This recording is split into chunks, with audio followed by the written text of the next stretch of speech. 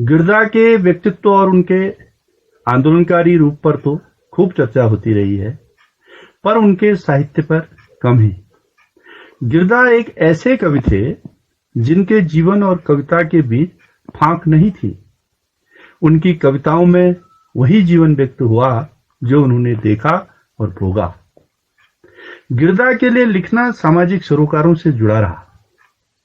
उनकी कविता की एक पंक्ति है, कुछ नहीं होता है लिख देने भर से खाली किताबें। उसको व्यवहार में उतारना जरूरी है। उनकी स्पष्ट मान्यता रही, मुक्ति चाहते हो तो आओ जन संघर्षों में कूद पड़ो, याद रखो बंधन सदियों के अपने आप नहीं टूटेंगे, तेरे मेरे गर्दन से जालिम के हाथ नहीं छूटेंगे। उन्हें यह बात जीवन भर बहुत सालती रही कि प्यासा पानी रहा उम्र भर कि आग को आग न लग पाए। उन्होंने कभी भी कवि कहलाने के लिए कविता नहीं लिखी। कवि कहलाना कभी उनका इष्ट रहा ही नहीं। जब कभी जनता के दुखों ने बेचैन किया या फिर उसके हर्षोल्लास और प्रकृति के सौंदर्य ने प्रफुल्लित किया, तब कविता फूटी।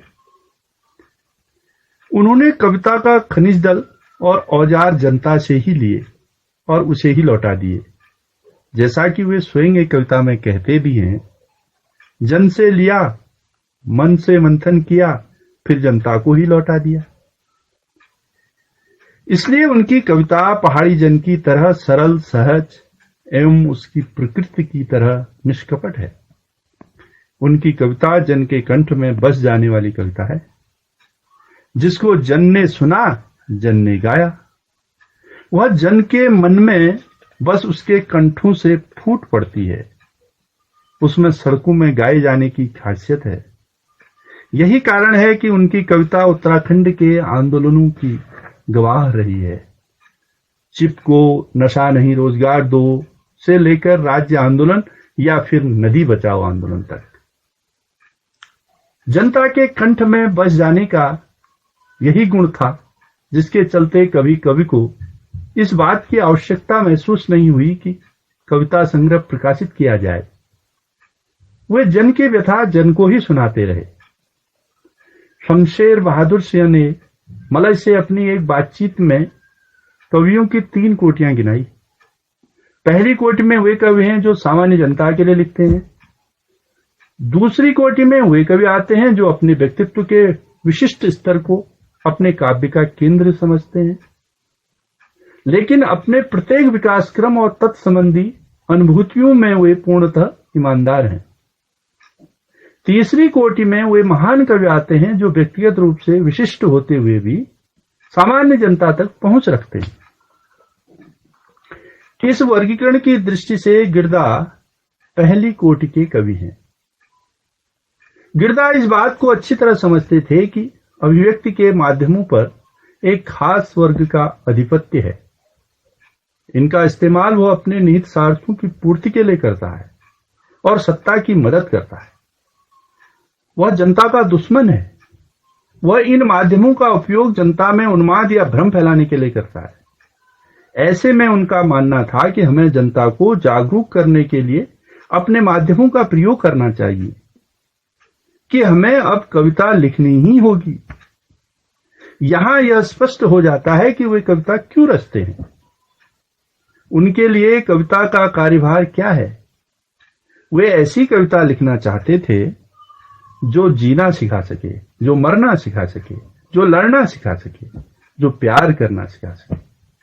अर्थात ऐसी कविता जो जीवन के प्रति एक उल्लास पैदा कर सके, जो जीवन की कठिनाइयों से लड़ने की ताकत प्रदान कर सके, जो अन्याय, अत्याचार, उत्पीड़न के खिलाफ प्रतिरोध करने का जज्बा पैदा करे। उनके लिए यही कविता के कार्यभार थे, जो केवल कहने मात्र तक सीमित नहीं थे। उनकी कविता ने हमेशा इन कार्यभारों का निर्वहन किया और आज भी कर रही है। वे जनता की शक्ति पर विश्वास करने वाले कवियों में हैं। उनका मानना था कि जनता यदि जाग जाती है तो सत्ता के मजबूत से मजबूत किले भी ढह जाते हैं। कोई भी सरकार जन विरोधी होकर अपनी सत्ता अधिक दिनों तक नहीं बचाए रख सकती है। भले ही उसके पास कितनी ही बड़ी सेना हो। उनकी कविता की पंक्ति है, सुरक्षित रख सकेंगे वो अपनी जन विरोधी राजनीति को, षड्यंत्री संसद के घेरे में, सेना की छावनी में, पुलिस के तंबू में, डेरे में, झंडू और टोपियों के हेरे फेरे में। आखिर कब तक सुरक्षित रख सकेंगे वो? यह जनता पर विश्वास ही नहीं बल्कि उनका गहरा इतिहास बोध भी है। गिरदा की कविताओं में आशा अंतःसूत्र की तरह निहित है। समाज परिवर्तन के प्रति उत्कट आस्था व आशा ही थी जिससे उनसे फैज की यापका वजह रब्बका का भावानुवाद कुमाऊनी और हिंदी में करवाया। उस दिन की कल्पना में, जिस दिन ये जुल्म के भारी पहाड़ रुई की तरह उड़ जाएंगे, भूखों के नंगे पांव तले जब धरती धड़ धड़ धड़ धड़ धड़केगी और तख्त नशीनों के सर पर जब बिजली कड़कड़ कड़केगी, राज करेगी ये जनता। यही आशा उनकी जैता एक दिन तो आलो कविता में व्यक्त होती है, जिसमें उनका विश्वास है कि वह दिन एक दिन जरूर आएगा जब कोई छोटा बड़ा न होगा, अन्याय अत्याचार न होगा, सब समान रूप से सुखी होंगे। समतावादी समाज की आकांक्षा उनकी रग रग में बसी थी, जो फाग बनकर आज भी हमारे कानों में गूंज रही है। गिरदा गगन बिहारी कवि नहीं थे। उनकी जड़ें अपनी जमीन में गहरे तक बैठी थी। वे हमेशा अपनी जनता, उसके संघर्षों के बीच रहे, मरने तक अलग नहीं हुए। उनकी कविताओं में पहाड़ी जनजीवन, उनके कष्ट, उनकी प्रकृति दिखाई देती है। उसकी व्यथा को अपना स्वर प्रदान करती है। पहाड़ के पर्यावरण और उसके संसाधनों की लूट कर रहे लोगों के प्रति आक्रोश उनकी कविता में है। जंगल जमीन के लिए होने वाली लड़ाइयों में उन्होंने पर्यावरण और राजनीतिक चेतना पैदा करने वाली रचनाएं दी। उन्हें अपनी मिट्टी से गहरा लगाव ही नहीं बल्कि गर्व भी था कि इस सुदूर पहाड़ी गांव में जन्मा ठेठ पहाड़ी हूं मैं कि मेरे रोम रोम में हिमालय की मिट्टी बसी है, कि शीश मेरा चूमता है आसमान और मेरी गोद में खेलती है पर्वत श्रृंखलाएं। ये पंक्तियां वे उस समय लिख रहे थे जब प्रवास में गए लोग अपने पहाड़ी होने की पहचान छुपाना चाह रहे थे। पहाड़ी शब्द का प्रयोग गए गुजरे के अर्थ में किया जाता था। इन पंक्तियों को पढ़ते हुए दागिस्तान के मशहूर रचनाकार रसूल हमजातो का यह कथन याद हो आता है कि निश्चय ही हम कवि सारी दुनिया के लिए उत्तरदायी हैं, मगर जिसे अपने पर्वतों से प्यार नहीं वो सारी पृथ्वी का प्रतिनिधित्व नहीं कर सकता है। इस रूप में गिरदा सारी पृथ्वी का प्रतिनिधित्व करने वाले कवि हैं। वे पृथ्वी के जन जन से प्रेम करने वाले कवि हैं, क्योंकि उन्हें पता है दिल दुखाने में कुछ नहीं लगता, दर्द जाने में वक्त लगता है। दिल दुखाने में कुछ नहीं लगता, दर्द जाने में वक्त लगता है। वे प्रेम की तड़प को बढ़ाने वाले कवि। बिना कहे भी सब जाहिर हो जाता है, पर कहने पर भी कुछ रह जाना क्या कहने हैं। अभी अनकहा बहुत बहुत कुछ है हम सब में, इसी तड़प को और बढ़ाना क्या कहने। वास्तव में गिरदा को अपने समाज और प्रकृति से गहरा प्रेम था। इसलिए ही अपने जन के दुख दर्द हर्ष उल्लास उनकी कविताओं के विषय बने। उन्होंने अपने आसपास से कविता के विषय उठाए और यह कह पाए, शांत हिमालय धड़क रहा है दुष्टों की करतूतों से, अस्त व्यस्त है जनजीवन इस तस्कर तंत्री भूतों से। इस तरह की उनकी कविता उन दुष्टों का पता भी बताती है जो हिमालय के धड़कने, दरकने, टूटने या उसके जनजीवन के अस्त व्यस्त होने के लिए जिम्मेदार हैं। पर वे केवल उत्तराखंड या हिमालय तक अपने आप को सीमित नहीं रखते। उत्तराखंड राज्य आंदोलन के दौरान लिखी उनकी ये पंक्तियां गवाह हैं। उत्तराखंड की आज लड़ाई यह जो हम लड़ रहे हैं सभी, सीमित हरगिज उत्तराखंड तक इसे नहीं साथी समझो। यदि संकुचित हुआ कहीं तो भटक लड़ाई जाएगी, इसलिए खुले दिल और दिमाग से मित्रों लड़ना है इसको। यह उन लोगों को चेतावनी है जो क्षेत्रवाद को बढ़ावा देते हैं। आज भी इस तरह के स्वर सुनाई दे रहे हैं जो उत्तराखंड को केवल पहाड़ियों के लिए आरक्षित कर देना चाहते हैं, जैसे ठाकरे महाराष्ट्र को मराठियों के लिए। गिरदा जानते थे कि यदि लड़ाई क्षेत्रवाद तक सीमित होकर रह जाएगी तो कभी भी समतावादी समाज की संकल्पना संभव नहीं हो सकती है। वे जानते थे कि जब तक वर्ग विभाजित समाज रहेगा तब तक शोषण और उत्पीड़न का अंत नहीं हो सकता है। वर्गीय समाज ही शोषण उत्पीड़न का मुख्य कारण है। गिरदा की वर्ग दृष्टि अपलक और जागृत थी। वे समाज के वर्गीय स्वरूप को अच्छी तरह समझते थे और आजीवन उस वर्ग के प्रति प्रतिबद्ध रहे जो श्रम से जुड़ा है। उनकी कविता उस लोहार की दास्तान कहती है जो एक एक धमनी, एक एक शिरा झोंक देता है आफर में लोहा पीटते हुए। उस जुलाहे के बारे में जो हाथ पांव दोनों एक कर देता है कपड़ा बुनते हुए। उस दर्जी के बारे में जो अंगुली काट लेता है कपड़ा काटते हुए, आंखें फोड़ लेता है कपड़े सीते सीते। इसी तरह के तमाम उन लोगों के बारे में जो हमारे जीवन की आवश्यक वस्तुओं का निर्माण करते हैं, जिनके रहते हमारा जीवन सुविधाजनक हो पाता है। गिरदा अपनी कविता में इस तरह श्रम की महत्ता को रेखांकित करते रहे। वे ओड़, बारूड़ी, लवार, कुल्ली, कबाड़ी में फैज को पुनर्सर्जित करते रहे। गिरदा ने उस हर समसामयिक घटना को कविता का विषय बनाया जो जनमन को उद्वेलित करती थी। गणेश की मूर्ति का दूध पीना हो, राम भक्तों की कार सेवा या फिर अन्य कोई राजनीतिक सामाजिक घटना उनकी कविताओं की अंतर्वस्तु बनी। वे कविता के द्वारा अपना हस्तक्षेप दर्ज करते थे। इस रूप में वे नागार्जुन की परंपरा को आगे बढ़ाते हैं। उनकी कविता जनता को खबर भी देती थी और खबरदार भी करती थी। जैसा कि हम ऊपर कह आए हैं, गिरदा कविता से खबर पहुंचाने का काम भी लेते रहे। उत्तराखंड आंदोलन में नैनीताल समाचार के उत्तराखंड बुलेटिन में कविता के द्वारा यह कार्य लेते रहे। कविता को उन्होंने जनसंवाद का माध्यम बनाया। दरवाजा खटखटाकर सूचना देने जैसा अंदाज है उनकी कविता का। एक बानगी देखिए। हेलो, खबर है तुम्हें? वो चम्मच से दूध पी गया। गणपति बप्पा मोरिया, बप्पा गणपति मोरिया। और मधुर मीडिया नारद को भी मात कर गया। पर बलि जाऊं दैनिक छापा और ही और बात कर गया। क्या अद्भुत अंदाज है यह। इसमें सूचना भी है और व्यंग भी। ऊपर से देखने में यह विशुद्ध सीधी सपाट खबर सी लगती है, पर थोड़ा ठहर कर पढ़ें तो उसकी व्यंजना समझ में आती है। पूंजीवादी मीडिया की भूमिका को उघाड़ कर रख देती है यह कविता। उनकी कविताएं जन सरकार पर कभी सीधी चोट तो कभी व्यंग करती हैं।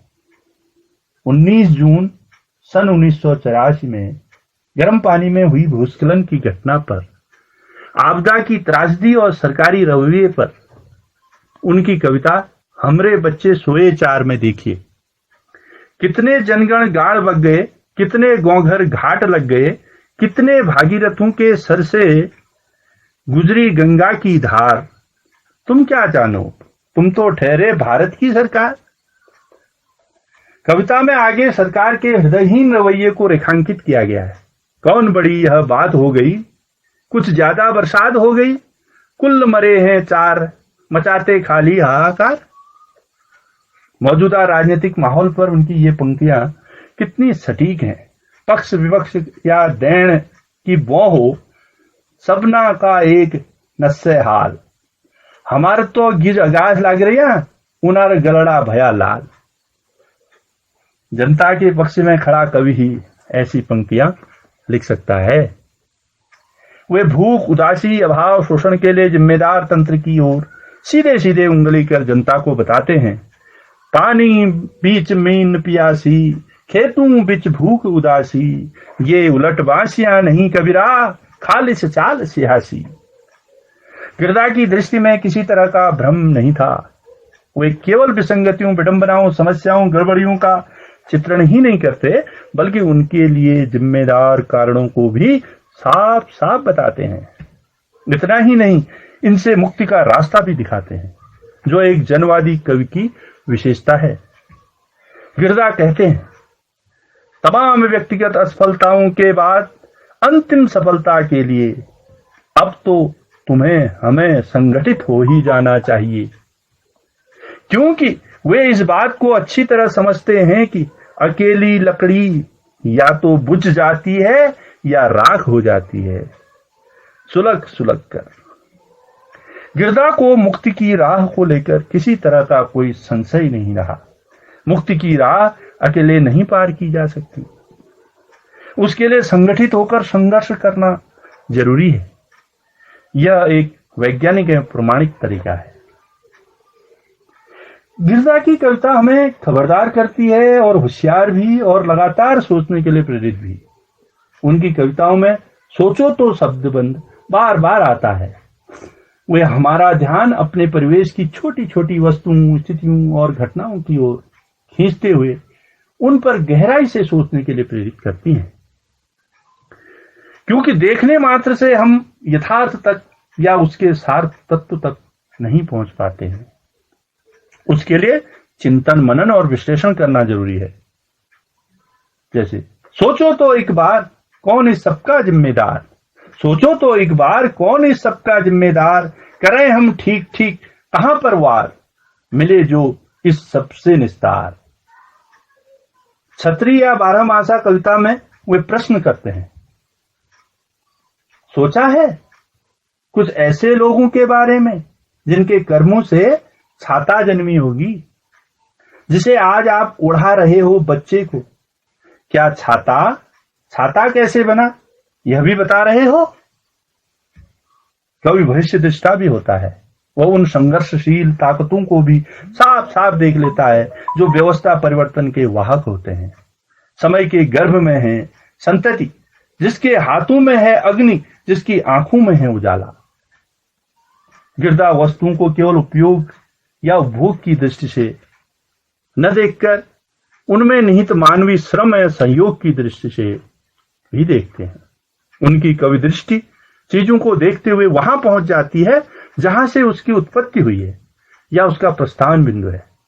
जैसे जलेबी को देखते हैं तो उसके बाहरी रूप, रंग या स्वाद तक ही सीमित नहीं रह जाते हैं, बल्कि वहां पहुंच जाते हैं जब जलेबी पहली बार बनी थी या पहली जलेबी बनी थी।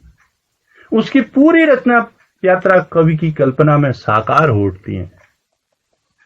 मैं डूब जाता हूं तब जब आदमी से धरती से गेहूं, गेहूं से आटा, आटे से मैदा और मैदे से नहीं, इतना ही नहीं, धरती से ईख, ईख से शक्कर, शक्कर से शक्कर घोला, नहीं, इतना ही नहीं, इससे भी पहले धरती से लोहा, लोहे से चाशनी, चाशनी में और भी कई चीजें कि कई यात्राएं की होंगी। कितना जरूरी है चीजों का होना, तब जाकर बनी होगी पहली जलेबी। इस तरह हम देखते हैं कि कवि का देखना कितना गहरा और भिन्न होता है। वह जलेबी को देखते हुए केवल जलेबी को नहीं देख रहा होता है, बल्कि जलेबी बनने की प्रक्रिया और उसमें सहयोगी अन्य वस्तुओं और उनकी उत्पत्ति को देखने लग जाता है। यही बात हमें उनकी छत्री और बारहमासा कविता में दिखाई देती है। वे दूसरों से भी इस तरह देखने का आग्रह करते हैं। ऐसा करते हुए वो जीवन में सहयोग और सामूहिकता के महत्व को रेखांकित करते हैं, क्योंकि वे जानते हैं कितना जरूरी है होना एक साथ पत्थर और पानी का झरना होने के लिए। इन पंक्तियों से यह निकल कर आता है कि कोमल और कठोर, मीठे और कड़वे अर्थात विपरीतों के सामंजस्य का होना जीवन के अस्तित्व और सुंदरता के लिए जरूरी होता है। उनकी कविताएं ग्राम गंध से भरपूर हैं, जहां गांव की प्रकृति, जनजीवन और मुश्किलें जीवंत हो उठती हैं।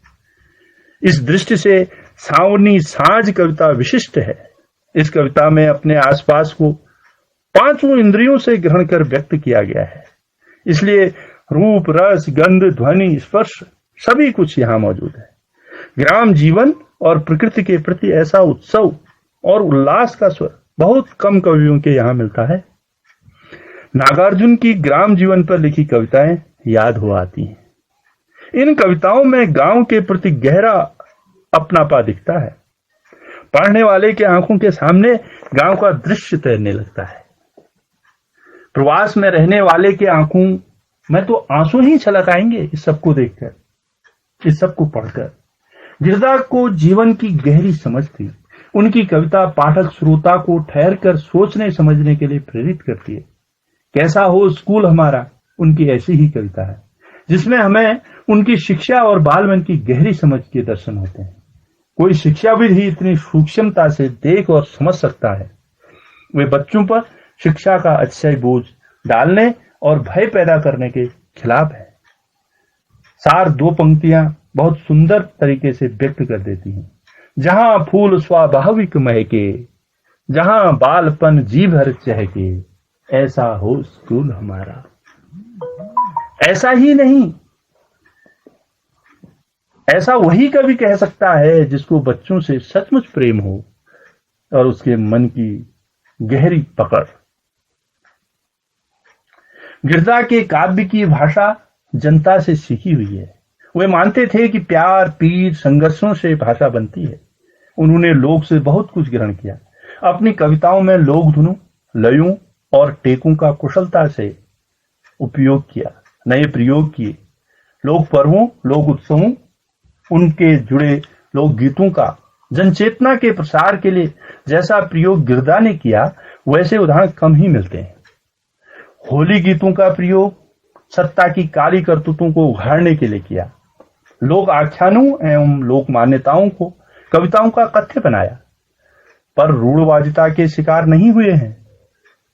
उनकी कविताओं का अपना एक ठेठ कुमाऊनी मुहावरा कहा जा सकता है। इसे लोकधर्मी कहा जा सकता है। यहां इतने अनछुए और ताजे रूपक प्रतीक बिंब हैं कि उनको पढ़ते हुए मन प्रसन्न हो जाता है। प्रकृति से निकटता और आत्मीयता ही इतने ताजगी भरे, अनछुए और जीवंत बिंबों को रच सकती है। उनकी प्रकृति की खासियत है कि वह निर्जन नहीं है। श्रम करता आदमी वहां हर जगह दिखाई देता है, जिसकी उपस्थिति में प्रकृति और अधिक सुंदर हो उठती है। खुल गई दिशाएं, सांझ, बसंत जैसी कविताएं उनके प्रकृति प्रेम को प्रकट करती हैं। सच्चे अर्थों में इन्हें कथ्य और शिल्प में लोकधर्मी कहा जा सकता है। संवेदना और विश्व दृष्टि दोनों में ही वे जनोन्मुखी रहे। उन्होंने कविता को हमेशा जन संघर्ष के हथियार के रूप में प्रयोग किया। इस तरह गिरदा की कविताओं में लौकिक मनुष्य, अपने समय का समग्र समाज और विराट प्रकृति मिलती है। वह क्रियाशील जीवन, प्रकृति और समाज को गहराई में समझते हैं। उनकी कविता अपने आसपास का जीवित चित्र है। वह आम लोगों की क्रियाशीलता और इच्छा आकांक्षाओं को कहती है। इसमें अनुभव की समृद्धि है। उनकी कविता संघर्षशील लोगों को साहस और भरोसा देती है, एक विजन प्रदान करती है। सच्चा कवि वही होता है जो विसंगतियों, अन्यायों से एक योद्धा की तरह जूझता है, उनसे संघर्ष करता है, व्यवस्था में परिवर्तन करना चाहता है। कोई हवा का रुख देखकर शब्द नहीं उच्चारते हैं, कुलीनता के सारे बंधन तोड़ते हैं। उनकी कविताओं में सामाजिक यथार्थ, मुखर और प्रतिरोध की धार पैनी है। विशुद्ध नवीनता जैसी किसी अवधारणा में गिरदा का विश्वास नहीं रहा। उन्हें जहां जनता का पक्ष रखने के लिए जरूरत होती थी, अपने पुरखे कवियों के भाव भी लेते और भाषा शिल्प भी। उन्होंने गौरदा, फैज, नागार्जुन, गोरख से बहुत कुछ सीखा और अपनी जनता की बात सशक्त रूप से कही। गिरदा की बहुत सारी कविताएं तात्कालिक घटनाओं के प्रति त्वरित प्रतिक्रिया की तरह हैं, जो काव्यात्मकता की कसौटी में खरे भले न उतरती हों पर अपने कथ्य में महत्वपूर्ण है। इसका कारण है कि उन्होंने कभी कविता उस तरह से नहीं लिखी जैसे कोई पूर्णकाय कवि लिखता है। वे कोलाहल को गीत और गीतों से कोहराम मचाने वाले कवि रहे। कवि कहलाने के लिए कविता लिखना तो उनकी फितरत में ही नहीं था। अंत में उन्हीं की एक कविता जो उन्होंने हंसराज रहबर की मृत्यु पर उनकी याद में लिखी, जो स्वयं गिरदा पर ही सटीक बैठती है। इस महादेश की महाराजनीति और साहित्य दोनों में ही समय समय पर चली अद्भुत धड़ेबाजियों पैंतरेबाजियों के बीच अपनी समझ से सही द्वंद्वात्मक जनपक्षीय सोच पर हमेशा अडिग रहने और बेपरवाह स्पष्ट बोलने वाले इस सामान्य से घोर संसारी सन्यासी को हमारी श्रद्धांजलि। वास्तव में यह सही कहा गया है, कितना मुश्किल है किसी शख्स का गिरदा होना।